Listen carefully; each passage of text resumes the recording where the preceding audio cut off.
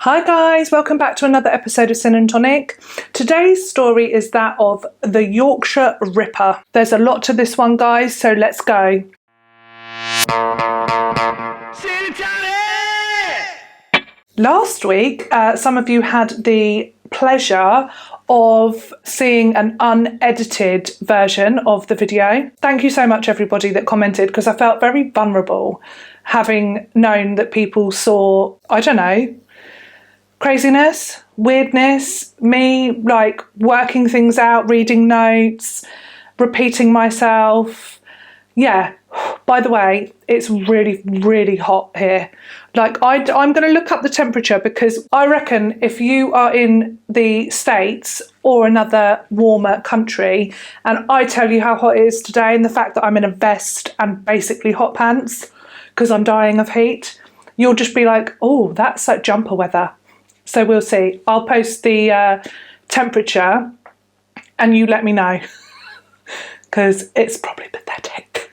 Anyhow, and yes, I do feel naked without a scarf, but I just can't do it to myself. I can't. Better edit that out. This case is another case with a plethora of errors. Frustratingly, like last week's case, you know, when you're just like, hello. Yeah, similar. It was also the most expensive, or one of the most expensive, manhunts in British history. And it could have been probably half of that. We're all human, mistakes get made. But in this case, it's like life or death, isn't it? So, It was labelled as stunningly mishandled by the Guardian newspaper. Nicely put, stunningly mishandled. And yeah, that's a nice way to put it. So let's meet the man behind the madness, Peter Sutcliffe. Pretty much he had a very normal upbringing and childhood. He left school at 15. He had a string of jobs. He became a long-distance lorry driver. Ooh, interesting. That will come up again later. He met his wife Sonia in 1967. They went on to marry, and unfortunately they couldn't have children, which is very sad. And it sounds like they just lived their lives. She had a job, he had his jobs, and they pootled along. I read somewhere that they were happily married and then she cheated on her husband. And some people say that this is where his hatred for women began, and he had a particular hatred towards promiscuous women or prostitutes. I also read that he used to employ the services of prostitutes, if that's how you'd like to put it, or sex workers, from a young age himself. So he was familiar with that process. But it wasn't until his wife cheated on him that this triggered his hatred for women and particularly sex workers. So let's go to 1969. This is where our story begins. This is the first sort of documented assault that the Ripper would carry out, if you like. He was actually with a friend called Trevor in a minivan, in Trevor's minivan, and they were driving about looking for a woman that owed Peter money. At one point, Peter gets out of the van. He's like, whoa, stop, let me out. He gets out and he sort of goes down an alleyway. And when he comes back, Trevor said he was like out of breath as if he'd been running. Okay, bit odd. And then he's like, go, go, go, like get out of here, drive away quick. So that's suspicious, isn't it? Turns out that he'd gone down the alley. It wasn't the lady he was looking for. It was a sex worker. And he had with him a sock with a stone in it. And he proceeded to hit this woman around the head with this stone in a sock. Mad. And after the first blow, it was so severe that the sock flew out of the stone flew out of the sock, like out of the toe, flew out, like with the force of the hit. So good, because, I mean, would he have just carried on hitting her? We don't know. He obviously has a tendency to violence. The woman in question, she was stunned. her, but she managed to come out of the alleyway and follow Peter, and she clocked the number plate of the van, the minivan, Trevor's minivan. Because of this, they actually managed to, police interviewed the Ripper at this point, like his first ever assault. So before he was the Ripper, really.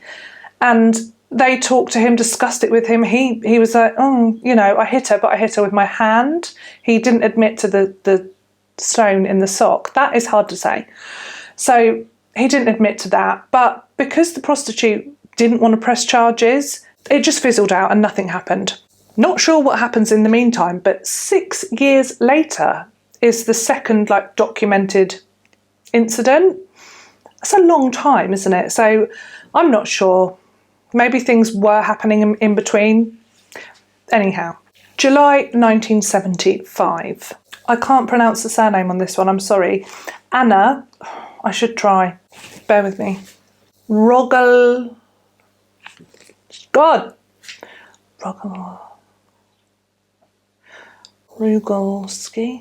Rugulski, I'm saying. Anna Rugulski. Apologies if that is incorrect. She was walking home alone and she was attacked. So she was hit over the head with a hammer, and then she doesn't remember anything after that. She was knocked unconscious and she remembers waking up in hospital hours later. Luckily for Anna, a neighbour disturbed the perpetrator, and they ran off, and they called an ambulance for Anna and got her seen quickly, which probably saved her life. So she had quite severe blows to the head, and then when she woke up in hospital, she also had lots of slash wounds on her stomach. So that's unusual. What a thing to wake up to. Whew. She had to have surgery on her brain from the injuries, the blows to the back of her head. It's just awful. And she was left really psychologically traumatised. I don't know if that's English. She was left traumatised. As she would be, she was frightened to go out of the house. It really, really, she even said at one point that sometimes she wished she'd actually died in the attack. It's just awful, isn't it? Only a month later, in August, there would be another attack, and it was almost identical to the attack on Anna. This time it was Olive Smelt, and this attack took place in Halifax, not the bank, the place. Very, very similar, basically the same MO. They exchanged some pleasantries, had a little chat, and then he attacked her from behind, hitting her on the back of the head with a hammer. This time the slash wounds and things like that were to her back, her lower back, and he'd rearranged her clothing and things like that. He, again, thankfully, was interrupted and left her there. And again, Olive suffered from severe trauma and emotional just turmoil after the event. Things to note here. Anna and Olive were not prostitutes. They were not. They were not in red light districts, and they were both survivors of these attacks. And they also gave the police sketches of their attacker, and they were remarkably similar. I'll share some pictures. But yeah, basically, that's the same guy. This was ignored. First frustration. So these two attacks were not linked, despite the huge similarities. Okay. Around this time, in August, he also attacked Tracy Brown. She was 14, so young, isn't it? He hit her over the head with a hammer 5 times while she was walking along a country lane, and thankfully, again, he was disturbed by an oncoming car or a passing vehicle, and he ran away. Tracy also required brain surgery. This guy, it gets a lot worse though, so buckle up. 2 months later, in the October of 1975, the first body, unfortunately, would be found. That was the body of Wilma Mccann. She was a mother of 4. She had been hit over the head twice with the hammer and stabbed 15 times. And this is weird. I don't know, why, but there'd been, in the autopsy, they found that there'd been reinsertion of the blade. So she'd been stabbed 15 times, but some of those stab wounds had, they'd gone back. It's just, that's not pleasant at all. No. When her body was found, her trousers were down and her blouse was up, and that would indicate a sexual motive for these crimes. But Wilma was a prostitute, and back then the forensics around testing and things like that, it was difficult. And what they couldn't determine the difference between a sexual assault and just consensual sex. And she was a prostitute, so the chances were she would have had sex that night. So that's tricky for the police and the forensics. But there was always a question mark over a sexually motivated attack. It didn't seem like his victims were sexually assaulted by their attacker. So they didn't think that was the case. Definitely anger, though, a lot of anger. Her body was found less than 100 metres away from her house. Her kids got up and she wasn't there, so they went out to look for her. They went out, just put their coats on and thought they'd go and look for her. And luckily, thankfully, they didn't find her body. But at one point they were so close to her, but they were spared that. They didn't have to find her body. I think her body was found by a milkman and his buddy. Well, I don't know what you call a milkman's friend. I don't know. But they were to get the two milkmen. They found her body. They thought it was either a Guy Fawkes doll. It's I can't speak. What's that word? A doll. But it's not even called that. Like an effigy, the things that you burn. They thought it was one of those. And it wasn't. It was Wilma. And so would begin this very frustrating investigation with not much evidence. There was no fingerprints, DNA, not much. So difficult start. 3 months later in Leeds, the Ripper's next victim would be taken, and that would be Emily Jackson. Very, very similar to Wilma. She was also a sex worker. Again, blows to the head, stab wounds. This time, though, not a knife. This time, the stab wounds were from a screwdriver. And poor Emily, she was stabbed 52 times. 52. He also stamped on Emily, and this actually left a boot print on her thigh. Again, lots of anger, lots of rage, isn't there, going on here? But yeah, so he stamped on her leg. So they now have a piece of evidence. They have the boot print. There were also boot prints in the mud around her body. Casts were taken of the boot prints that were found in the mud. So they had that. And it turned out that they were a size 7 men's working boot. This led the police to believe that their suspect was a manual worker. As you can imagine at this point, they have linked these two cases now. So they've linked Emily and Wilma. The media went berserk, as they do, and they branded him Jack the Ripper. I don't know if you know, probably do, most people do, but if you don't, there was a really prolific serial killer many, many years ago that was dubbed Jack the Ripper. They never found him. It's really interesting. I fear that if I made a video, though, it would be 30 million hours long because there's so much information. But I will one day. I think I will, because it is really interesting. And there's anyway, different story. So this person, the Ripper, Peter Sutcliffe, he was also killing prostitutes, and this is what Jack the Ripper did back in the day. So the press were calling him Jack the Ripper. However, that got confusing really quickly because, we've already got a Jack the Ripper. Hello. He's turning in his grave excuse me. No, that's my name. So they then called him the Ripper. And then because all of these awful murders and attacks were happening up north in Yorkshire, they then dubbed him the Yorkshire Ripper, and that's why he is called that. So at this point, the police then start looking back at previous assaults to see if there's anything they can find. Has this guy done this before, maybe? So, really annoyingly, they only look at prostitutes, and you can forgive them that because so far the two bodies that they've found have been both been sex workers. If they had looked at assaults in general, they would have found previously the survivors, Olive and Anna, and their injuries that they sustained were basically hallmark Ripper.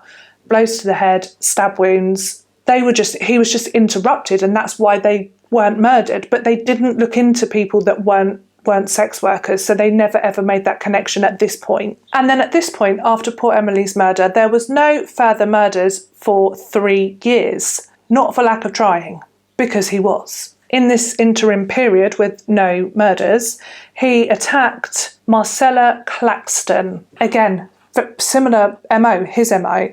She was walking home from a party, she got in his car for a lift home, and at one point she needed a wee. So she asked him to stop so that she could get out and urinate at the side of the road. Classy. And you do all sorts of things when you're drunk, I'm not judging. And at this point, he got out of the car as well, and he hit her over the back of the head with a hammer. Took his opportunity. It's just, again, she required brain surgery and was left with just lots of trauma from the attack. Marcella wasn't stabbed, and that was a difference. And annoyingly, because similarly to Anna and Olive, she was not a prostitute, so she was never linked at this point into the murder inquiry. Strong girl. She was very badly hurt. She used her own underwear to stem the bleeding because she knew that she was bleeding a lot from her head. And she walked for ages to get a phone box, to phone an ambulance for herself. So what a trooper. Now we're in 1977, and this is the 5th of February. The Ripper attacks Irene Richardson. Irene was a sex worker. She was bludgeoned to death with a hammer. And again, her body was mutilated with a knife. This time, the Ripper left tyre tracks from his car nearby, so they had another piece of evidence here. He left the body in a... people said it was the most disturbing or the most shocking of his crime scenes. He had taken her boots off and he left them on the backs of her thighs, so she was laying on her front, and he'd removed things from her handbag and placed them outside of the handbag. So odd, almost sort of satanic isn't it? Now, the tyre marks, they took casts of those and they managed to find what sort of car it was. And there were 53,000, if I'm remembering correctly, models of that car in the area. Quite a lot. Then they started going through their list and talking to the owners of those cars. So that is quite a task. And eventually they did give up. They just decided not to follow that lead anymore. They'd already done 30,000, I think, something like that, a large number. And they just couldn't use the manpower on it any longer. They were but really frustratingly, the Ripper's car was still on the list, so they would have got to him. Although, as we go through this story, you will see that it probably would have meant nothing anyway. Do you remember Tracy Brown? She was the 14-year-old that was attacked previously. She was another survivor of his, and at this point, she came forward. She was oh, I was attacked. And she was watching the news. She'd obviously reported her attack at the time, but when she'd been attacked, but she realised that what's happening here is very similar to what happened to me years ago.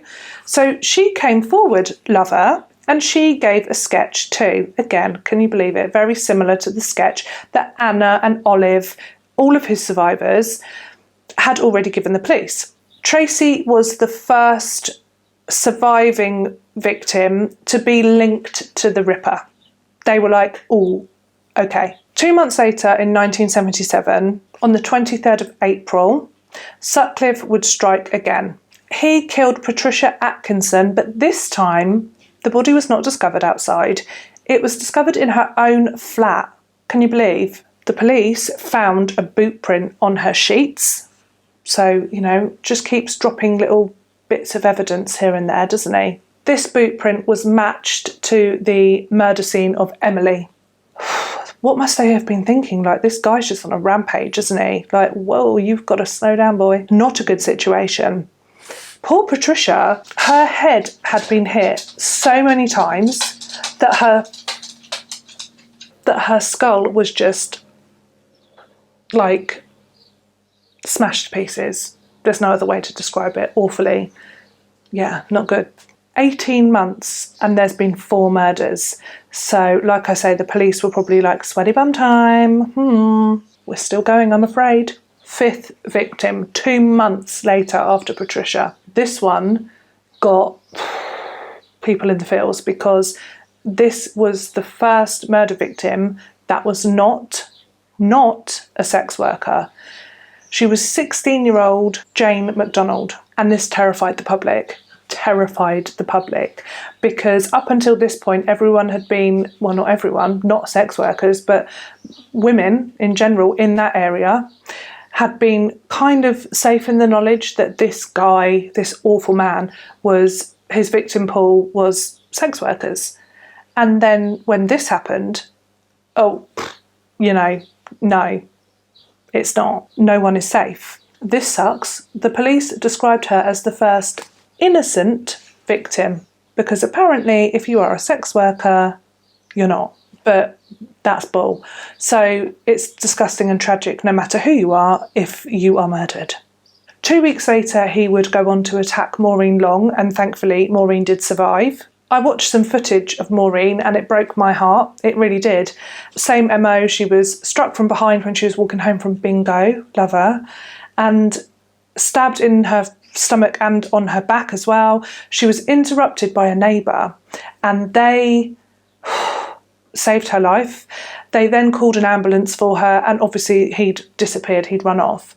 But yeah, really awful. Again, had to have surgery on her brain and yeah, just really traumatised. Again, he's just leaving a wake of traumatised victims behind him, as well as bodies.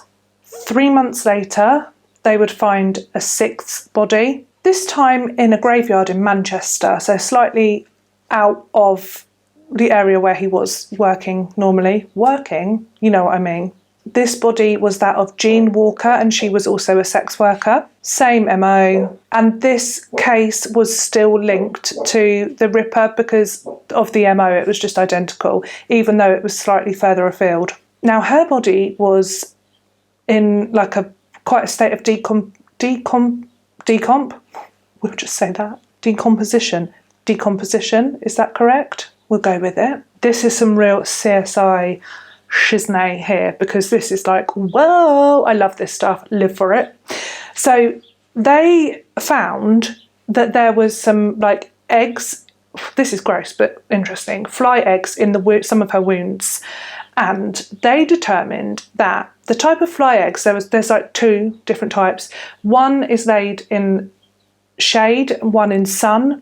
I'm probably butchering this, bear with me. Anyway, the science behind the egg stuff, I'm not going to do that very much justice. However, it told them that her body had been in shade, a shaded area, for like days, so many days, and then it had been moved. So they were like, oh, what? Why has the body been moved? And they could only determine, or they did determine, that the killer had come back, he'd returned to the body and had then moved it for some reason. I'm going to tell you now. When they were searching the area, the police, they found her handbag in a nearby garden. Don't know how that got there, actually. That's now going to be on my mind. What? How did she throw it? Maybe she threw it. Maybe she was like, oh, like, you know, just in desperation, didn't know. I'm making things up. But or someone took it, but why would you, like, anyway, they find her handbag in a nearby garden, and in like a secret part of that handbag is a brand new £5 note. Brand new £5 note. And the police, they were like, oh, we can trace that money. And they ascertained that whoever had met her for sex, you know, this guy, he had paid her with that £5 note. And what they were also thinking is that this guy, because especially at the time with all of these murders going on, sex workers were really nervous and worried, so they were taking payment up front. So he had likely paid up front to avoid suspicion. So that's where this £5 note came from. They were hoping. So they were hoping that, because it could have come from anywhere, couldn't it? But they were hoping that she'd been paid by this man that had killed her. They would be right. The reason her body had been moved was that he had come back. He'd realised what he'd done. He's like, oh, I've paid her and I've left her body with that money that they can trace. He'd gone back to her body to find the £5 note, and in the process had moved her and I think mutilated her body even further. Piece of shit. So he'd done that to find this £5 note and he had no luck. Good. This was a real breakthrough in the case for the police because they traced the money. It had been given out in a pay packet in one of 35 different companies. So it's like, you know, you're going to be doing a lot of checking now, guys. Over the next 3 months, they would question 5,000 employees of these 35 companies, including the Ripper. His alibi, though, it did check out at first. He was with his wife at a party and he made sure to give 3 people a lift home that night. So he was with people the whole time, have an alibi. Although at any point between all of these lifts, he could have just buggered off, couldn't he? But anyway, lots of people to vouch that, oh yeah, I was with him that night. Also, his wifey had OCD. So he was a long distance lorry driver, heavy vehicle drive, HVG, you know what I'm talking about, big lorries. He was a big, lorry driver. There's something wrong with me today. And his wife, when he got home, she'd be like, take clothes off. Before you come in this house, take clothes off and I'll wash them. So this was a known fact, like everyone was like, oh yeah, she's got OCD. So every time he comes home, all of his clothes are getting freshly washed, aren't they? So that works out nicely as well, doesn't it? The money ended up becoming a bit of a dead end. I think they just gave up on it because of, again, manpower, and it wasn't going anywhere. It's like, why bother starting something if you're not going to finish? Like when they looked at like 30,000 of the 53,000 cars, it's like you've done more than half. Like, why not carry on? I don't know. I don't get that. December 1977, he makes another murder attempt. Marilyn Moore, she was another sex worker from Leeds. She survived her attack and she provided the police with a sketch, and tyre tracks were found at the scene and they were linked to previous attacks and murders. So they were like, oh, it's the same guy again. Now, her description, her sketch was like pretty spot on to what Peter Sutcliffe actually did look like, and incredibly similar to the sketches from previous surviving victims as well. So frustrating that they haven't linked them in yet because they don't have that. They're not looking at it. Super annoyingly, she misidentified Sutcliffe's car, and this sent the police on a wild goose chase. She gave a description of it and it wasn't correct. Not only that, but she was there, a credible witness. She'd been attacked by the Ripper and they knew that, but she then went about going crazy, basically. Like, you can't blame her, she's just been attacked. But she then started like pointing the finger at innocent men, and it was just like, you're ruining it, because then she was no longer a credible witness. January of 1978, and he's at it again. 18-year-old prostitute Helen Reitker, I think, was reported as being missing by her sister. They were both they were twins and they were both sex workers, and she never saw her sister again. And then sadly her body was found. She had got into a vehicle with the Ripper, it turns out, and met her fate. He hit her 5 times on the head as she was like getting out of his car, and repeatedly stabbed her in her chest. He removed most of her clothing, but the top half of her clothing he lifted up above her breasts. Just humiliation, really, really, like, tragically and sadly. There was this dude that would follow like prostitutes, like they'd get into the car of their client and this guy in his van would follow them and like get off on watching what they got up to. Lovely. And that night Helen got into the car with the Ripper, and her twin not long after got into a car with another man, another client, and he chose to follow that car. Whereas if he'd have followed the other car, he would have been following the Ripper, and have been able to maybe stop the attack or, and been another credible witness, but really sadly he didn't. He followed her sister. Now, technically, the next body that was found was the 7th murder, but they found it after they found Helen's body. It was that of Yvonne Pearson. Her body was found under a sofa in a scrapyard 2 months after her murder. So she had been murdered before Helen, but her body was found afterwards. It was the most brutal by far. Hold on to your hats, it's not that nice. She had been hit over the head, as was his MO, a lot. Her skull was in over 100 pieces. That's just gross, isn't it? He hadn't stabbed her. He had used his whole body weight to kneel on her chest and jump up and down on her chest with his... Just vile.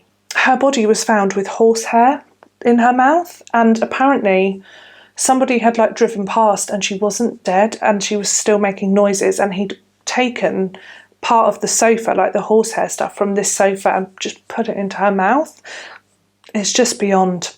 As the investigation went on, they then received the people just inserting themselves into the investigation, and a hoax. They had a letter from somebody, and it was addressed to the lead investigator, who was called George. And it was I'm the Ripper, you haven't found me yet. But the letter had the number of victims incorrect. So they were no, go away. But they had to check it out. Basically, in the letter, it said that he had also killed somebody called Joan Harrison. I'm wrong, Joan Harrison, my apologies. And that case had happened. She had been beaten to death and raped in Preston just 3 weeks after the first ever Ripper murder. It was never linked. And there was this question about the death toll. They were he hasn't got the number of victims correct. Come on. They had to test the letter, obviously. They tested for fingerprints. There were none, but they did manage to get a small amount of saliva from the envelope. I hate licking envelopes. These tests showed that this person had an incredibly rare blood type, it's super incredibly rare. It's got a funny name. One more. Beta Creta or Beta Creta. It's got to be Beta Creta, because Beta Creta is just, that's not right. And that also would match the semen that they found in Joan. So it was likely that this letter had come from the murderer of Joan, which is whoa, okay, that's out the bag, isn't it? Where's that come from? So that's what it looked like, but they didn't think that this person had also killed all of these other women. It was just Joan's murderer. Later on, when they had caught Peter Sutcliffe, the Ripper, they found out that he didn't have the same blood type anyway, so it wasn't him. In May of 1978, we then come to the 9th murder victim, 41-year-old Vera Millwood. She was a sex worker. She had a no-show, and so she decided to go out and look for a client, and sadly for her, she met the Ripper, and they went to the Manchester Royal Infirmary car park, where he would then go on to murder her. This time she had been stabbed a lot, really ferociously, and to the point where her insides were coming out. The police decided to start observing the cars that were going in and out of all of the different red light districts, because the attacks were happening in different red light district areas, not just one. So they wanted to look at the cars and see if any of the cars that they saw would come up more than once in different areas, and that did happen. The Ripper his car was spotted in multiple areas. This led to him then being interviewed. Of course it did. He's already been interviewed a couple of times now. They had their interview, but then they weren't sure. They were we're a bit suspicious. They then found a 10th victim, 19-year-old Josephine Whitaker. She was killed walking home from her nan's house. Again, not a prostitute. So while many of his victims have been, there have been 2 now that aren't. As well as the usual MO, blows to the head, stabbing of the body, she also had a bite mark on her breast, and this bite mark was another piece of evidence because it showed that whoever did it had a gap in their teeth. So a bit of evidence there. Again, he left boot prints. This time, they realised that the boot prints were uneven. Like, one was more worn than the other. The right one was more worn than the other. Again, sciencey stuff. I'm not great. I won't do it justice. But they determined that this was from somebody that was a long-distance lorry driver. Woo, yes. Because when you're like using, I don't know, one of the pedals more than the other. So it suggested that anyway. Clever.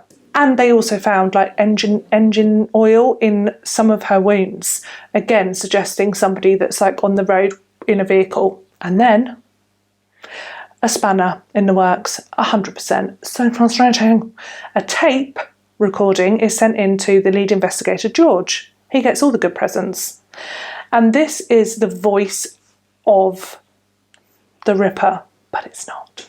They have to decide, George has to decide, do we follow this as a lead? Because it's basically a guy saying that he's the Ripper, like, you haven't caught me yet, same as the letter, similar thing. And they're like, oh, do we follow this as a lead or do we not? And he decides, yes, they do. It's annoying because they waste a lot of time, basically. Long story short. They have this recording and this person, the accent is determined to be a northeastern accent and not Yorkshire. And they always thought they were looking for a Yorkshireman. So they then go to Sunderland. This is where this expert says that the accent originates from. They play that recording to the public. They play it on the news, on the radio, you know, everywhere you go, it's this voice. It's like, do you know this man? Have you heard this voice? Blah, blah, blah. It's like being played everywhere. They go to Sunderland, they play it like by the side of the road, they play it in shops, they go around the whole place, like all of these hours and hours and hours of playing this man's voice, this tape, just over and over again. Like, do you know this person? Do you recognise this voice? To no avail. Like, how annoying is that? They then decide to do follow-up interviews on people that they have interviewed, you know, people that owned a car that with the same tyre treads, people that were part of the £5 note thing.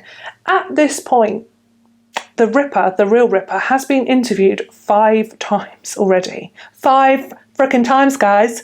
He's been in and they've had a little chat, a little interview. Nothing. No. Despite the fact that his mug looks like so many of these blimmin' sketches, just crazy. So they bring him in again and they're focusing on accent now because they're like, ooh, we know what he sounds like. So he brings suspicion onto himself because he's shitty, basically. So he's in the interview and he's really short and sharp. An officer notices that he looks so much like the sketches from some of the victims, surviving victims, and he has a gap in his teeth and he wears size 7 boots. And what? Like, hello? Bing, bing, bing, bing. But he handily writes a report for his senior officer, hands it in, and they completely ignore it. Helpful. The reason they ignored it is because he doesn't have a northeastern accent. Don't you want to, like, sometimes, like, just scream into a tumble dryer? Yeah, me too. Never gonna give you up. An 11th body is found. Barbara Leach, she's a student, metres away from her front door. So sad. Head injuries, 8 stab wounds, same MO. Again, not a prostitute. The police receive a phone call saying that the tape recording that they have been putting many hours into was a hoax. And the lead investigator, George, he then suffered a stress-induced heart attack and he was then taken off of the case. Just devastation in this case, isn't it? Just ruining so many people's lives. He was the guy that had pushed following the tape as a lead. So, yeah, that must have felt crap.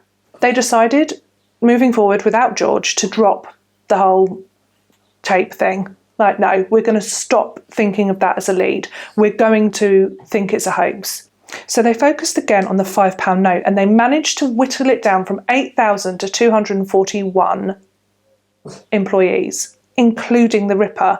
And at this point now, he's been interviewed 9 times. Probably not a happy bunny. This is where it gets spicy. Because in 1980, Peter Sutcliffe is arrested for drink driving. The officer that arrested him thought that he looked remarkably like the sketch of the Ripper. Oh, funny that. And so he called the Ripper team and he said, I've got this guy, Peter Sutcliffe, and I think he could be your man. And they're like, no, thanks, but we've actually ruled him out of our inquiries. My God. Can you imagine? He then went on to kill his 12th victim. So, good one. Marguerite Walls. She was killed in Leeds. Same MO. Then in November of 1980, he tried to kill somebody else. Teresa Skies in Huddersfield. She was attacked from behind, really near to her house. Again, she could see her home. He was interrupted by a neighbour, and the police were there really quickly because by now they're just like hot on it. They're just like any attack, like boom, let's get there. They searched the area. They were like desperate now. 12 days later, the Ripper would take his final victim, his 13th victim of murder, because I think all of the people that were attacked actually were victims of his.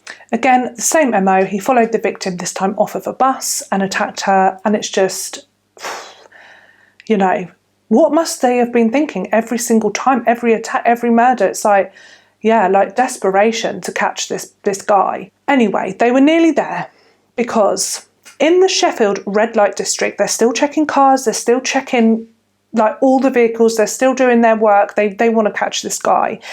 They spy a vehicle that has incorrect plates, basically. So, you know, they put the plates into the system. It doesn't match the model of the car. Suspicious. So they stop that vehicle. They get the driver out to have a quick chat. Then they need to arrest him because this car has got the wrong plates and you can't do that. No.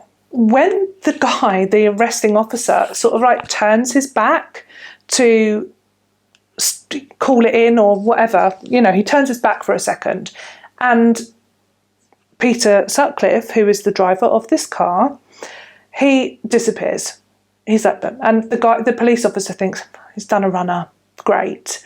So he's like looking for him, and he's gone for a moment in time. And then he pops up, he appears. The police officer's like, oh, you know, what are you doing? Like, I'm arresting you.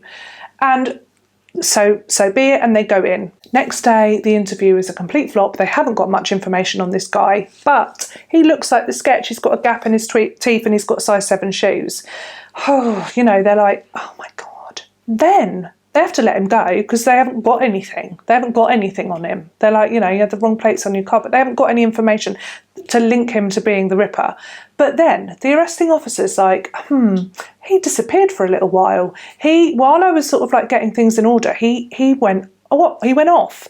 So he decides to go back to the area where they were, where he arrested him, and search the scene. And thank God he did, because when searching, they found the hammer. They found the knife that had been used in the attacks on these 13 murder victims and the other attacks on women. They rearrested Peter Sutcliffe, and he didn't put up much of a fight, and he confessed. Just like that, he confessed. They searched his house, they found like a wooden block. You know those wooden blocks with like loads of knives in them? Hate them. No, that cannot ever be in my house. I think they're scary as hell. Just makes me think of things like this. So wooden block, and there's one missing, and it's like the one that they've got in their like bag, cellophane, like evidence bag, not cellophane, plastic bag. It's like, yes, tick. Oh, he confessed, but he did say that it was not really his fault, and that he was following God's wishes. God's wishes. He was in a graveyard one night, and a statue, that's not what I mean, a headstone, started talking to him. Have a chat. And it was like, God wants you to eradicate prostitution from the world. You must kill prostitutes. I'm guessing it was something like that.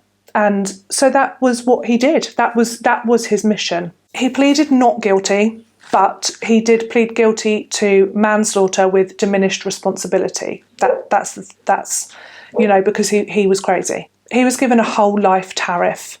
The jury were like, you are guilty. After he was found guilty, he was diagnosed with paranoid schizophrenia.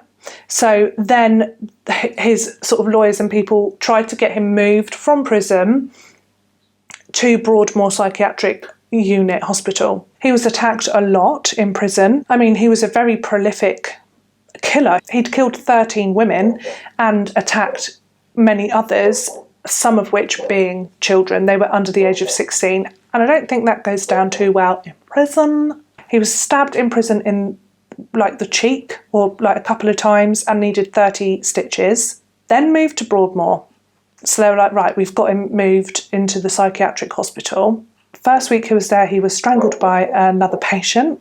Not funny, but, you know, with like the cord from headphones, strangled. Not to death, but, you know, that happened. He was attacked. Later on, he was then attacked by somebody with a pen in the eye. He was blinded in his left eye from the attack. I mean, what? And then I think in 2007, he was attacked again with a knife this time. So, madness. Do you remember the tapes? The tapes that were a hoax? They found the guy. He was John Humble, and he was arrested, and he served 8 years in prison because that was like, why would you do that? Do you know what I mean? What? That's just stupid, more than stupid. It's like moronic, isn't it? And the hoax letters in 2011, they managed to match the like DNA or what have you, and he was dead, Christopher Smith, and he had in fact murdered Joan as well. So do you remember the letter said, oh, I also murdered blah, blah, blah, and this and that, and he wrote about that case? Yes, it was linked to him, but he had passed away, he had died. And so, that concludes today's story. I felt like I held my composure quite well today, but there are lots of frustrating things in this case, are there not? Lots of opportunities were missed to sort of link things in together, and also just lots of misinformation. Like, it's that person getting the car wrong, that person, like just so many frustrating things. It's like when you're watching something from the outside, you're like, no. But yeah, thank you so much for joining me today for another episode of Sin and Tonic.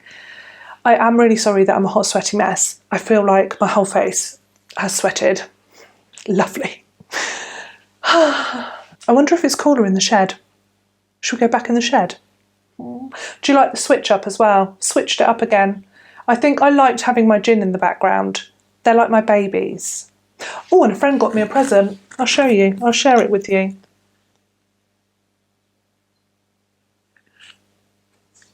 Yes. Anyhow, I hope you can join me next week for another true crime story and a mug of gin. Until then, bye!